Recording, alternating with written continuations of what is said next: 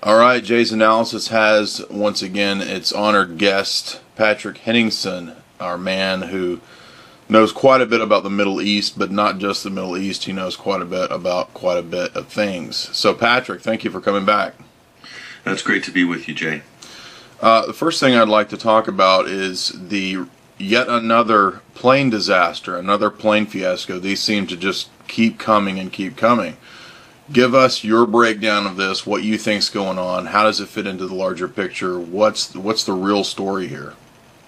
Yeah, we covered this extensively on our radio program, Sunday Wire. That was last week. Yeah, it was a great interview. Yeah, so we had Field McConnell on, who, he's a controversial character by anyone's measure, but he has a service record in the military, graduated from Annapolis, flew for the U.S. National Guard as well, and also for Northwest Airlines. So I think, his record in terms of avionics is fairly impeachable, and he demonstrated that on our show. And we really are looking at this story as an improbable story. Right. So this is just one of many of those improbable events that seemingly defy the odds. And people are terrified by it. So the net result of that story, this crash of the A320 Airbus Germanwings aircraft into the French Alps is horrifying for people, because everybody flies, everybody enjoys air travel. So anytime an air disaster happens, it's pretty bad. And this particular one is even worse because we're told that the pilot deliberately crashed the plane into the Alps. And CNN and other networks are going out of their way. Even the big graphical packages that they roll before the segment starts, it says deliberate crash. Right. So it's clearly there's a message being sent there, deliberate, deliberate, deliberate. Well, immediately out of the gates, the story got fishy from the word go. So somehow within 8 to 10 hours of the crash, or I'm not sure the exact time, but it was within hours of the crash, they magically found the cockpit recorder. So as you know, as many readers might know, if they follow these types of stories, I don't want to assume anyone knows anything, but there's two what they call black boxes on board aircraft, commercial aircraft, that will, one in the tail section and one in the cockpit section, and they will record the functions of the plane, record data. In the case of the cockpit recorder, will record any conversations, any noise, along with instrument readings and so forth of the plane, right up to its final minutes. So, or till it crashes, basically. So they found one of these up in the Alps before the rescue crews had even been airlifted in. They said they found a black box. And I thought, and then they said, well, this is what we found in the black box. It's a struggle, and the co-pilot locked out the pilot, locked the door. He was locked out of the cockpit, and while he was locked out, the co-pilot went ahead and crashed the plane into the French Alps. No, but the co-pilot couldn't hear any voices, but they claimed they heard steady breathing, which, again, that's debatable too, considering the amount of noise going on. So the recorder would pick up the breathing. It just got fishy from the beginning. So, you have to look at these things and start deconstructing them, because it doesn't make any sense. Well, something I noticed, I had some guys had me on their podcast, and they wanted to debate the ISIS situation, and they were split. One of the guys agreed that it looked like propaganda, and one of them thought that it was real. But I think one of the strongest points that parallels between that and this is the immediacy of what comes out in the media. Like I think you've pointed out many times in talks that you've done, we don't have coroners or investigators pronouncing a death or investigating these bodies. The media already has something ready to go. Mm-hmm. I think that's the whole point of having a coroner, is to that they pronounce the death to be XYZ, so that it's official. It's a legality. Well, yes. In the case of the Germanwings incident, the so-called French prosecutor comes out within the hours and declares that it was intentionally crashed. So that was so you've got one key person who's interfacing with the media, right? And I'm not saying whether he is acting on his own volition or not. What I am saying is that I think it's fairly impossible to draw any kind of conclusion like that, which is a damning conclusion, that it was a murder-suicide, mass murder-suicide, sorry. And to do that within hours of the crash, I think, is incredible. Well, if you if you have the ability to draw that conclusion within hours of the crash, then presumably you also have the ability to track all of these planes with the technology that these planes have. I mean, that was kind of one of the points that McConnell made, was that the Airbus technology has the ability to track and remote, not just remotely control, but if I recall, it was also remote tracking as well. Mm-hmm. Yeah, that's that technology is called the Boeing Honeywell uninterruptible autopilot, and also there's a similar fitting for Airbus too. This is every commercial aircraft on the planet, bar Israeli Airlines, National Airlines, Etihad. And also, or I think, God, I can't pronounce the name, Eliad, Israeli National Airlines. I don't believe they have this technology on their planes. And also, I'm not sure if Aeroflot does or not. This is a Russian National Airlines, and there might be another. So Boeing Honeywell uninterruptible autopilot. You can go ahead and look it up.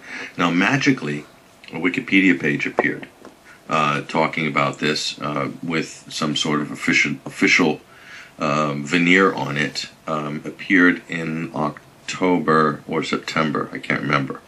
So immediately we sort of looked into that and then generated a study Sean Helton did on the Boeing uninterruptible autopilot. Sean's a writer for 21st Century Wire. And so to date, besides that Wikipedia page and our reports, there's very little, if anything, online original sort of analysis or reporting on this technology. Now, this has been standard, according to Field McConnell, the first version since the late 80s.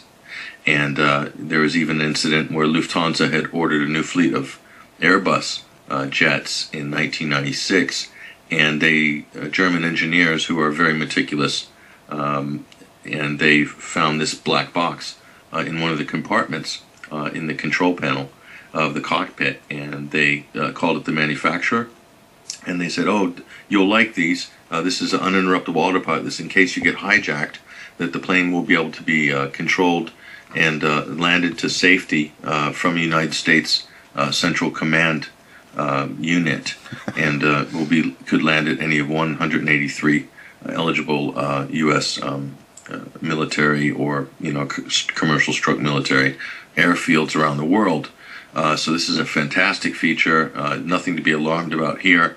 But when you look into the Boeing system, you find that there's actually a lot of things on it that are very suspicious in terms of what's the purpose of it. Backdoor type technology that, Yeah. Well, it's a remote controlled autopilot technology, and when it's engaged, two things, many things happen, but two of the many things that happen to the aircraft is the aircraft's transponder is then turned off, and also any communications between the cockpit and air traffic controllers are disabled. Now, immediately, if you look at that standing on its own may not raise any alarms to anybody, but if you think about it in the context of MH370, right. Malaysian Airlines, no transponder signal, right? And also no communications between the cockpit. And then you correlate this with another patented system. There's been a few of these types of inventions that have been submitted to the manufacturers over the years to basically disable the pilots themselves or calm the pilots down. One of them, I believe it's called an ATI system. I don't have the full name in front of me, but we extrapolated it on the Sunday Wire last week on the Friendly Skies episode. But this is releases an inert, colorless, odorless gas into the cockpit that has a kind of effective laughing gas. In other words, to calm down anybody who's going hysterical in the event of a crash or some sort of hijacking scenario or something. So that is also on.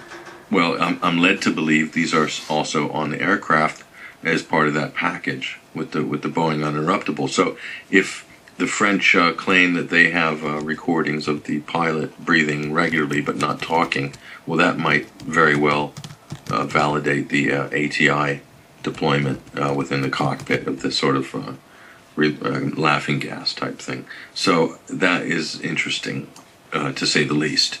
So we have two technologies unbeknownst to most pilots, if any of the pilots, that would basically compromise the aircraft greatly. And you have a situation where if you wanted to crash the airplane, it would be quite easy. Now, all the major news media came out immediately, including CNN, and we played the clips on last week's show, where they claimed that and this was out, and then this was released by the French prosecutor as well, that Andres Lubitz, the co-pilot, the so-called mentally depressed, suicidal, mass-murdering co-pilot for Germanwings, had basically, or they say someone had reprogrammed the autopilot from 38,000 feet down to 100 feet. Right. Now, if you were going to crash the plane, all you'd have to do is, if you want to disengage the autopilot, you just,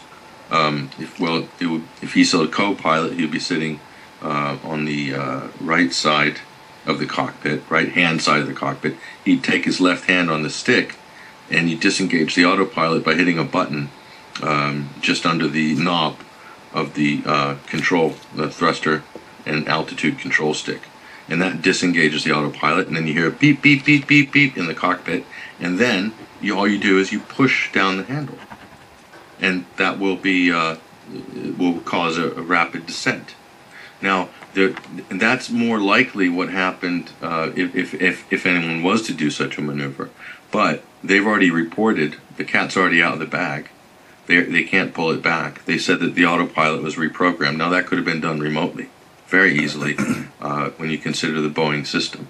So no one wants to talk about this. And right. There was even a lawsuit filed by McConnell in one of the courts. I think it was North Dakota, perhaps, I'm not sure, or Minnesota. One of the courts he filed, and it was against the United States Association of Airline Pilots, is effectively the similar to the pilots union, to disclose this technology on all commercial flights, because obviously a professional pilot is bound by legal definitions and terms and conditions of his job, that he's aware of everything on the plane at all times. So that has to be disclosed. And of course, if you disclose this technology, then you have to ask the question, what the hell was going on 9/11? Well, yeah, I was about to say the first thing I think of is 9/11 because,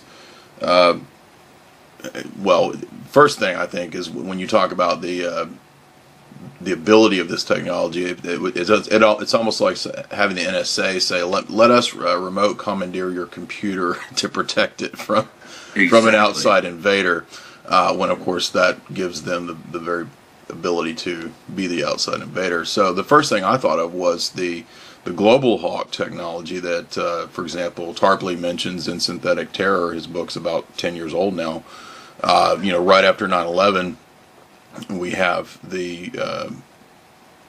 his book comes out discussing the 46 different drills, and then you have the ability of the Air Force and different groups to remote commandeer. And this is actually old technology. There's nothing new here.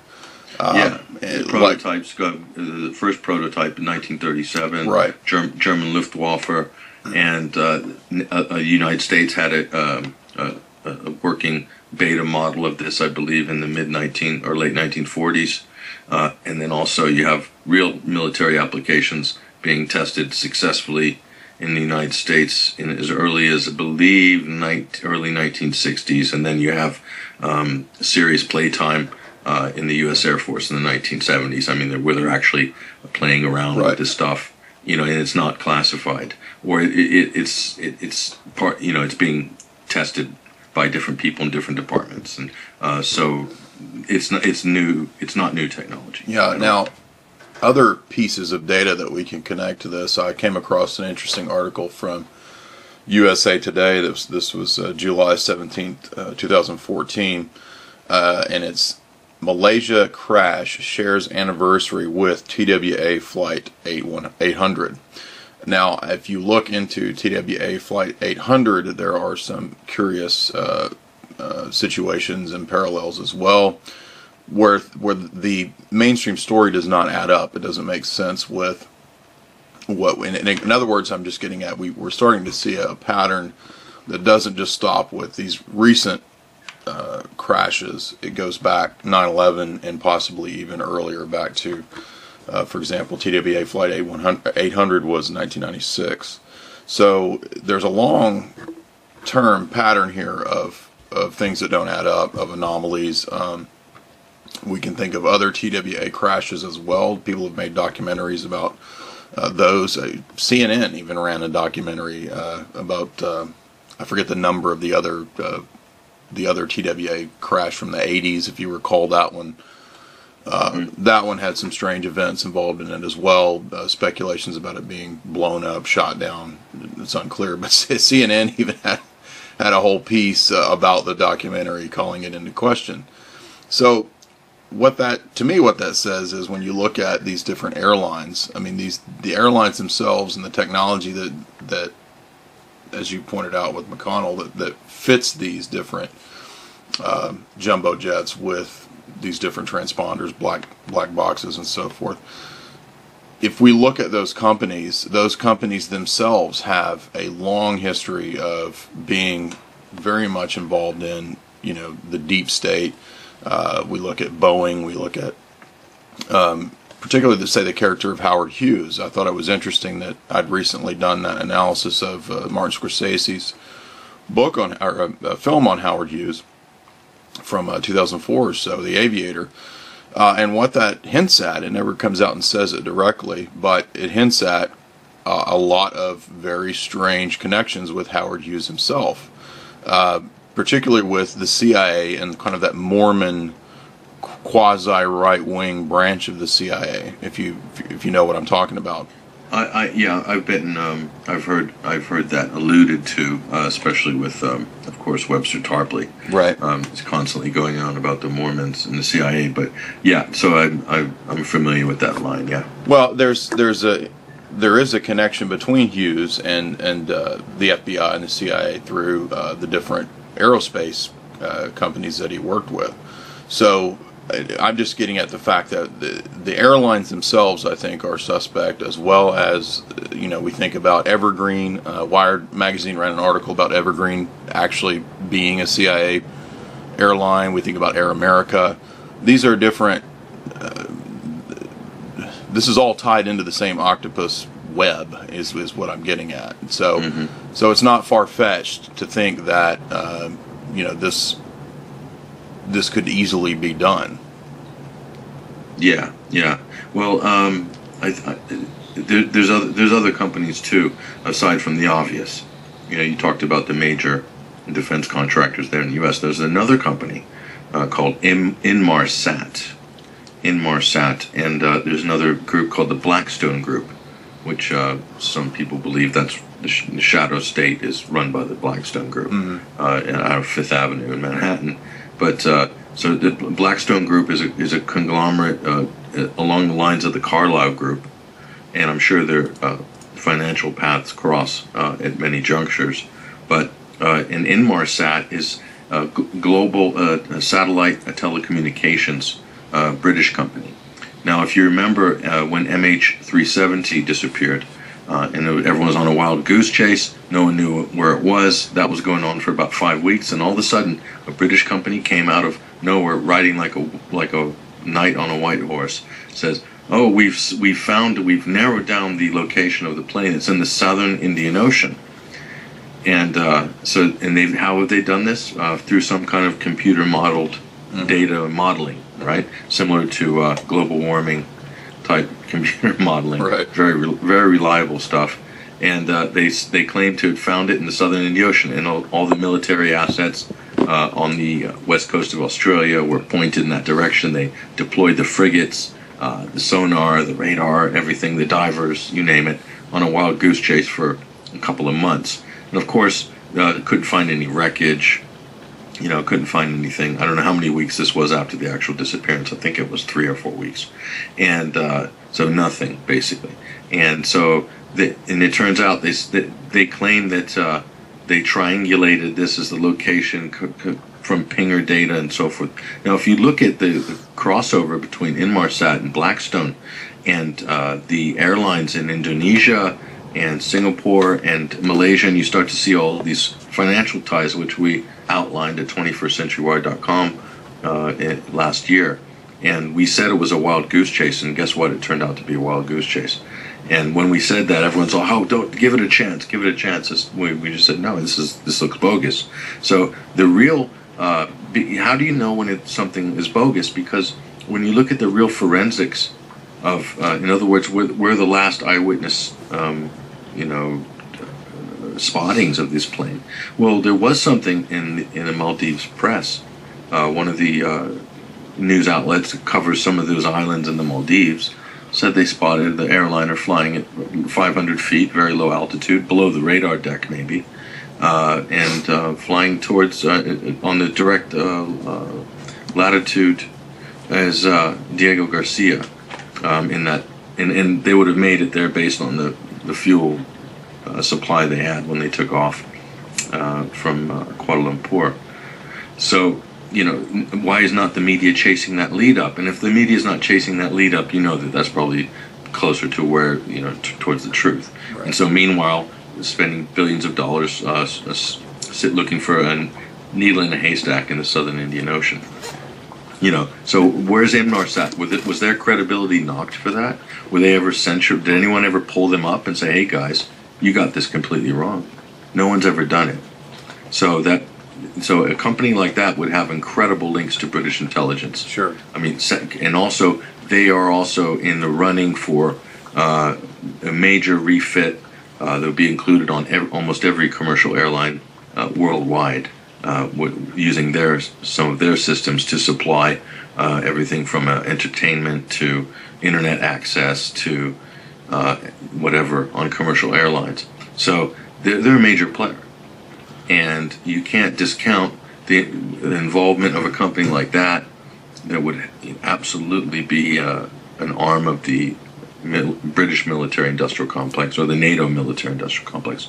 I mean, talk about having a back door into every commercial airliner in the world. Yeah, exactly. So is there not a story there? I don't know. We thought that was worthwhile looking into, but I just question all of these media outlets, all of these journalists, that they would not see that as somewhere to go in and just rip open. I mean, do a post-mortem on that situation. It's incredible where it heads. You start looking at the mergers, the acquisitions, the deals that have been made in the last sort of 3 years between all those companies, Blackstone, Inmarsat, and a bunch of others, and you see it's a very small elite club of super corporations that are operating on an incredibly high level and also on the shadow level as well. Inmarsat's not like Walmart. Yeah, interesting too. A lot of these defense companies also own strange pieces of software companies and aspects of Hollywood that you might not necessarily expect, like the Thales Group, for example. Yes, that's one of them. Right. They own and create the software that all the visual effects companies in Hollywood use. Mm-hmm. I don't mean to get too off track, but you sounded a bit skeptical. Is there something about the Howard Hughes / Mormon aspect of things that you find dubious? Well, CIA. Hey, look, my philosophy is yes, anything is possible, but I am automatically going to question certain commentators that tend to throw all of their eggs into that basket, and basically are attacking anybody who's Mormon, no matter if they're related to Howard Hughes or not, or any story. that's all a giant conspiracy. And I throw that in the same bucket as people who say that everything's a Jewish conspiracy. Well, that's a dead end. Completely. I'm not interested in saying that every. No, not you. I don't think the Mormon. I don't want to name names. Well, you already named the name, but yeah. There are people who seem to make a living out of sort of doing, and I think there's a bit of misdirection involved. Well, with that. Okay. But I'm not questioning the people's bodies of work. I think some people have a great body of work, but they seem to be. I don't know you're a better linguist than I am. I don't know about that, but opining, or I don't know what the word is, in sort of leading people in certain directions constantly. Well, I don't even necessarily think it's so much the Mormonism itself as it is the connection with, say, the Robert Mullen and Company advertising, for example, J. Walter Thompson advertising. These are all heavily CIA-connected companies that Hughes got involved with, and one of the things I think was interesting, for example, in Scorsese's film, was that Howard Hughes is not necessarily the bad guy. He's in some ways kind of a victim. You're wondering, kind of like John Nash in Beautiful Mind. Is he really paranoid, or is he really being messed with by people from these different government agencies? And I don't doubt that wasn't the case. But what I think it shows is this in both cases, both of those films, for example, we see a military-industrial complex, deep state, kind of floating in the background behind both of these characters. Both of them have genius level skills, in designing planes or in rational choice theory and game theory and so forth with Nash, and they're used by the system is what I'm getting at. So the point was, yeah, for sure. I mean, Howard Hughes. I mean, anyone who's an eccentric genius. Definitely the genius part's an aspect that a lot of people want to get a hold of and be able to tap into. But the eccentric part is the dangerous part, because obviously, if you have any eccentricity at all, and you're one of these sort of characters, your character can then be assassinated during or after your life by the same people who used you. Exactly. In other words, they'll write you off as a kook, and I think that's happened with Howard Hughes to a large degree. Clearly, Howard Hughes is. Yes, he was wealthy, but he was also an incredible visionary, and he was ambitious. I mean, look at some of the projects that he tried to. I mean, he just wouldn't give up. I mean, but that's the kind of attitude of pushing the envelope, not giving up, and whether you fail or not. I mean, Howard Hughes probably failed many times. Sure. I was bankrupt maybe a couple of times, or had businesses collapsed at least once or twice, and so he wasn't afraid of failure as such. That wasn't his driving. Fear of failure wasn't necessarily his driving forces. He was just a really creative, ambitious visionary who just wanted to completely redefine the aeronautical avionics business. Right. So yes, he was eccentric by a lot of people's reports, but he was also he was involved with a very strange motley crew of people, being one foot in the defense industry and the other foot in Hollywood, and being in Southern California. And you have all of these people, for instance, if you're familiar with the Gemstone file.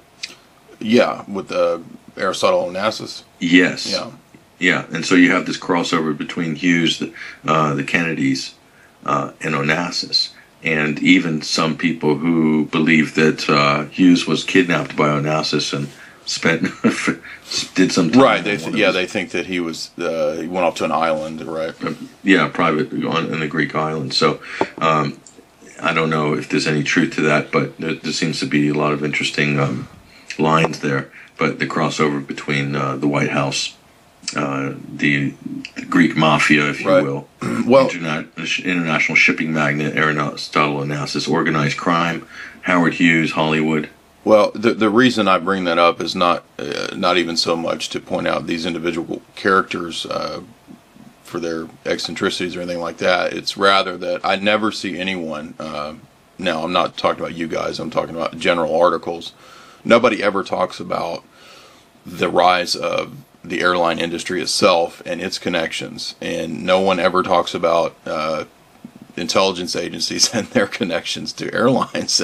And it's such an obvious connection, and if you dig a little bit, you'll find it everywhere. Like I said, from Evergreen to Malaysian Airlines to Air America. Yeah. And it doesn't stop there, right? So again, this provides, and this is yet another avenue for, for trickery and skullduggery to go on. Yeah, yeah. Well, just to give you an example in terms of CIA, just shell companies, okay? Right. Just shell companies. I'm not talking about infiltration into boardrooms and CEOs. I'm just talking about shell companies. The level of penetration there, what's not penetration, it's really taking over. What they'll do is they'll go to a business, especially businesses that have offices outside of the U.S., of course. So they'll go to businesses that might be, struggling, perhaps, might need a little bit of investment. Right. These might be tech startups, for instance. Well, this is how Facebook came about, right? Yeah, and tech startups, especially tech startups. So, and especially tech hardware, electronics, aeronautical stuff, anything defense-related, computer software programming. So they'll approach the CEO, especially if the CEO is a little eccentric or has any vices or, whatever. They'll approach them and they'll say, hey, you could use an extra 15 grand a month. All we need is a little office in the back there. And it's what we do, and da-da-da. And so they might or may not be privy to the fact that they're a Central Intelligence Agency. That's neither here nor there. And then once they've got that, those guys go to work every day, and they lock the door, they shred their paper, they burn their rubbish every day, and life goes on. I have an old 70s textbook from Langley, and it actually it's declassified, of course, but there's a whole chapter on that, on approaching CEOs and academics for getting them to be assets. So that's exactly the way you describe it. Yeah, for the academics, I know we're taking a little side note here, but for the academics, I think people should know that if you're a professor at certain universities, especially on the East Coast, and especially within the Washington, D.C. catchment area. I'm talking about George Washington University, maybe George Mason, American University in Washington, D.C. Columbia in New York. Yeah, William and Mary in Virginia, and the Ivy League schools, as you mentioned. They'll approach certain professors, and they'll ask them if they would like to be do some consulting for the government. And they will ask them if they could be spotters.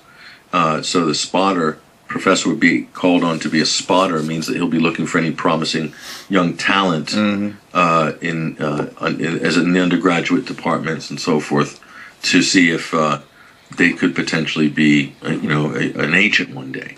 And quite a few agents, CIA agents, will be groomed out of that type of a program. So it's kind of like a soft recruiting. And I think people need to know about that's prevalent. And especially parents, if you're sending your kids to university, and you're sending your kids into a hostile environment, in my opinion. I agree. And there are agents that have been recruited that way, and then some of them turned out to be whistleblowers, like John Kiriakou. That's how he got into the agency. It's not just the East Coast. Yeah, well, it's the West Coast too. So the same in it's not just the coast either. Yeah, I personally know two shell companies, and two shell companies. One who I knew the CEO, and this was definitely what was going on. And I won't give too much details. Probably not a good idea for me, but suffice to say, they had offices in South America, and they're in the technology field. And the other one, I believe, was a company that I worked for, one of their subsidiaries. And I sort of put two and two together after a while. I don't know, it was only there a couple of months, but in a couple of months we could pretty much figure out what was going on just based on who was on the board. And also there's a lot of money laundering going on too. Mm-hmm. So, and the company just didn't seem to have a viable product, yet it had all this capital behind it. And it was just weird. Mm-hmm. And very shifty, a lot of, and a very eccentric CEO who was an alcoholic and heavily compromised. It was just, I could write a book about this one. This was just a beauty. This was like, it's too good for a movie. Well, this stuff is really prevalent, is the point, I think. Yeah. So in the airlines, with regards to the rendition flights, that was initially that, at least I don't know the name of the company because I had researched this before I was writing or doing any reporting or anything. This was back in 2003. I researched this, and this was a charter company. I believe it was based in North Carolina, outside of Greensboro, perhaps, possibly South Carolina. And that was one of the charter planes that was doing rendition flights. And these were the same charter planes, possibly, that were doing other sorties as well, or pickups and deliveries. And I'm sure you have heard about the Gulfstream jet that crashed in the Yucatan Peninsula in, I believe it was 2007, with cocaine. With Colombian uncut cocaine on it, like a ton of cocaine, and the tail number for that matched the exact tail number, which was flight records for extraordinary rendition flights. Same airplane. Right. So that, it doesn't take a genius to figure out at that point what you're dealing with there. They talk about it on mainstream news that the troops guard the opium. So, obviously it doesn't stop at opium. It would be other narcotics as well.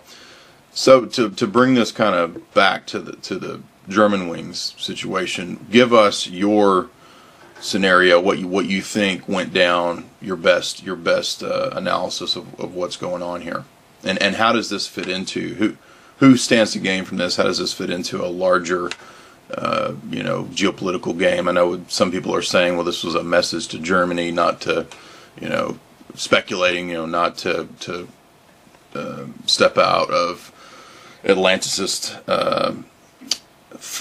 union and not to move towards Russia, pivot towards Russia or whatever. What do you think? Yeah, you could make a strong argument there if there was any foul play. This is the Russian situation is a high stakes game. You're talking about the takedown of an entire country or entire sub-region with regards to what's happening in the Ukraine and that situation, which is being fueled by mainly U.S. interests, and also the EU is a partner in there. More of a political partner, not so much of doing the military subterfuge, although NATO is heavily invested in Ukraine. So this is a high stakes game. So I would say that would be a great motivation. Also, you have to look at the passenger list on the plane too. I believe there might be somebody from Booz. There was a Booz Allen Hamilton person, right? And someone else as well that was mentioned who I don't have in front of me, from another possibly a key person working for a defense-related company. Now, are these whistleblowers or what's going on here? Who knows? They could be spies.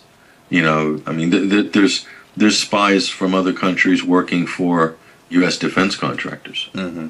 And so if they were ever outed, then they would want to get rid of them, and this is how they would get rid of them. Maybe killing three birds with one stone. But certainly in terms of the problem, reaction, solution, if you look at the Hegelian blueprint here, who's to gain? The reaction is horror, public outrage, fear.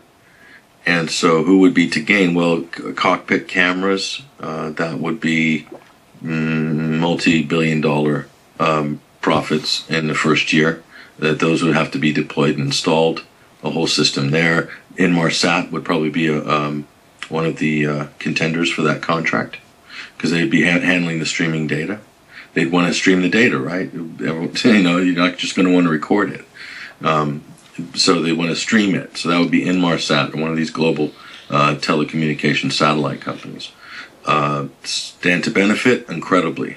Okay, once that announcement's made, share prices would surge. Anybody who's a major shareholder is going to be quids in. And we just saw an article last week that DARPA has just developed wireless speeds of something like a terabyte, some crazy amount, which would of course be needed for transmitting that much data. You know, from the plane to the satellite, and then satellite back to Earth. So, yeah, I'm just speculating, but that's an incredible thing if you consider the restrictions that we're under currently with the current technology. And you know that bandwidth equals data, and data speed equals artificial intelligence. Right. That you know that's the only thing you need to run.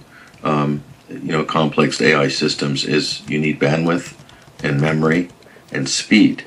And if you have all those things, then it's just a question of data processing. Well, that is improving every year. The microchip speeds are improving every year. Memory storage is becoming smaller and more compact and more economical. And there's different arrays of memory storage you know, being developed as well. Different types of cloud configurations and hardware and software and so forth. And this is actually, they've got in their in their diagram, they've got here a drone sending 100 gigabytes per second. I said a terabyte. I apologize. It's DARPA moving forward with effort to develop 100 gigabyte per second wireless transmission. That's unbelievable. I mean, you could do just about anything with that kind of speed. So if you think that another Hegelian product of this crash would be people not trusting humans to pilot the planes. That's a great point. Now, right now, I would say the majority of the people trust humans, right? Now, suppose you get a few more of these mental episodes as they portray them. Then you might see public opinion shift. It doesn't need to be shifted into the majority, by the way. You only need like 5% majority these days for any kind of mandate because you've got the media pushing it, amplifying That's it. So, why they've been demonizing pilots for so long. That makes perfect sense. Yeah, so they've a total character assassination of this pilot. There's very little evidence to convict him of anything. There's a whole lot of speculation.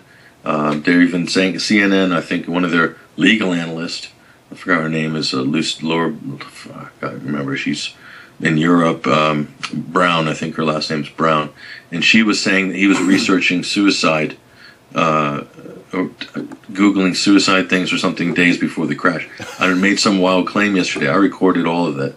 I'll probably play it on Sunday, but it's endless amount of speculations and looking at this and that. So they're basically convicting people on their internet searches, right? Because they say they seized his iPad in his apartment, and he didn't delete his browsing history.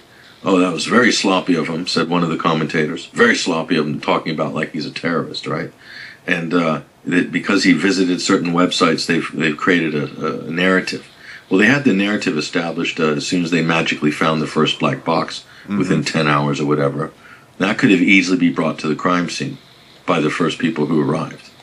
To me, it's incredible that they were able to find it. It doesn't have a pinger on it. The pingers are only activated, I believe, when they're submerged. That's my understanding of the pinger on the black boxes. So they have to be spotted visually. So I find the whole thing incredible. Improbable, yes. Impossible, yes. Pretty much impossible. So that's what we're left with. To believe the impossible. 9/11, impossible. MH370, impossible. Germanwings, impossible. But hey, we live in a world of impossibilities, and they're happening regularly. That's the kind of new consensus reality that we're meant to take on board. And of course, anything goes at this point. Well, I definitely think you're onto something, though, with the transition to AI, which we'll get into here in a little bit. But before we get to that, What is your take on this Yemen situation? I recall you months ago saying accurately that look for didn't you? I believe you said look for Yemen to be the next hot zone. Yeah. We said Yemen and Libya. Yeah. Yeah, and so it seems to come to fruition, although it's not the kind of thing you want to be correct about. But we just punted it out there because it looked like that's what was happening. So that's what's happened with Yemen, and it's a very egregious Yemen. I mean, we're familiar, most people are with Syria and Libya, and that's been hashed out in the news, and we've hashed it out quite a bit, but very little is known or spoken of about Yemen. In fact, very little has been covered in the U.S. mainstream media in the last 2 weeks. They seem to have been obsessed with this plane crash. And what else? Jodi Arias Amanda Knox, she got acquitted of murder in Italy. That took up half the news cycle last week. And then we've got a few other weird and wonderful stories. And no one's talking really about Yemen. They're just saying, oh, the Iranians are backing the Houthis, and it's an Iranian proxy force that has overthrown the legitimate democratic leader in Yemen, and therefore Saudi Arabia is bombing Yemen to protect its own interests, blah, blah, blah. All lies, one after the other. First of all, the Houthi rebels are not Iranian. Okay, these are indigenous Yemenis who happen to be slightly related in the Shiite Islam branch, but there's huge fundamental differences between the type of Shiite Islam that is practiced in those parts of Yemen and Iran. I mean, almost irreconcilable differences according to religious interpretation. Okay, so they're hardly brothers in arms on that level, and there very well may be Iranian private citizens who are power players, who maybe write out big checks to Hezbollah over the years in Lebanon, and might even do the same with the Houthis, and have some very strong religious affiliations and ideological affiliations there with the rebels, the underdogs, the freedom fighters. And we have the same thing with Saudi Arabia with regards to Al-Qaeda and ISIS, but that's seen as okay from a U.S. point of view. It's okay if Saudi's funding Al-Qaeda and ISIS factions. That's fun. But if anyone else is doing anything similar in the world, that's a state-sponsored terror. Right. According to our State Department and Israel. Now. So, and that's not true. So basically, this is a dangerous precedent. Saudi Arabia is bombing, killing civilians as we speak. The bodies are piling up. And they're saying U.S. Jen Psaki or whoever the U.S. State Department spokesperson is going on national TV and telling us that Saudi has a right to bomb their neighbor because they're concerned. They're concerned. That's what we're told. That's the justification. They're concerned. Okay. Very, very incredible. Now, we're arming rebel forces in Syria for the last 4 years. We're sending them money. We're sending them guns. We're providing air cover for some of them right now. And that's all okay, because the democratically elected government in Syria has got to go, according to Washington. But in Yemen, that is not a democratically elected president who was in Yemen, by the way. I believe, if I'm not mistaken, that he was put in there by some sort of power-sharing agreement with the GCC and the U.S. in the background. That's my understanding. So he's not elected. As a normal president was elected. His name is President Hadi. So we have, again, the U.S. coming on national TV, the legitimate government of Yemen. It's not very legitimate. And by the way, that government is, I can give you a lot of examples of how deeply in the pockets that puppet was. In Saudi Arabia was into his pocket. And also, they were knocking off Houthi political opposition. The Houthi rebels are not ethnic rebels as such. It's a political movement. It's like Hezbollah. Right. Okay? And it sprouted out of the fact that they were promised representation in the government in the 90s and then stabbed in the back. I think Houthi was the Yemeni representative's name, and he was stabbed in the back by the ruling elite there, the Saudi-backed ruling elite, And then there was a political assassination before Christmas this year. A Houthi, I believe, if I'm not mistaken, I need to go look it up, but a Houthi politician was shot in the street or in cold blood. And that is what started kicking off the rebellion. So for us to get those lectures from Senator Tom Cotton or any of these war hawks or Jason Chaffetz, the chairman of the Congressional Oversight Committee, talking about they understand Yemeni politics. They haven't read anything.